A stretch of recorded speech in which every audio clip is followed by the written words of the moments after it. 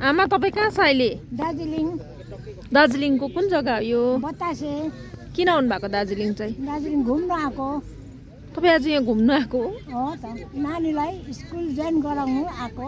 को नानी? एमएल लिम्बू हिगाउँबाट आएको। मजा आयो? मजा आयो। के मजा आयो? घुम्नु मजा आयो। बतासेमा आयो। बतासेमा अब के हेर्नु नि? बतासे डाँडामा अब रेल घुमेको हेर्ने, सबै सिनहरू हेर्ने। कहिले कतिखेर आउँछ अरे ट्रेन चाहिँ? ट्रेन 2 बजी 2 बजी आउँछ ट्रेन। अनि तपाईँ त यहाँ पहिला पनि घुम्नु भएको होइन? पहिला घुमेको तर पहिला यस्तो ठाउँ थिएन। ट्रेनमा पनि चढेर घुमेको हो।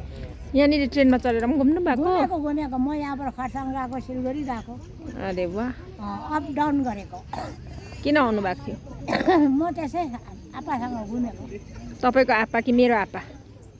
तिम्रो आप्पा।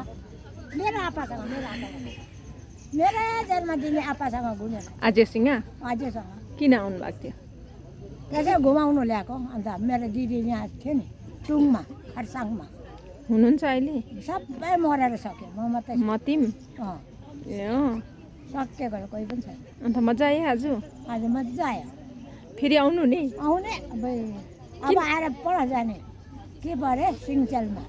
के हो सिङचेल भनेको? पानी झुल्के राम झुल्किने ए अँ, ल। के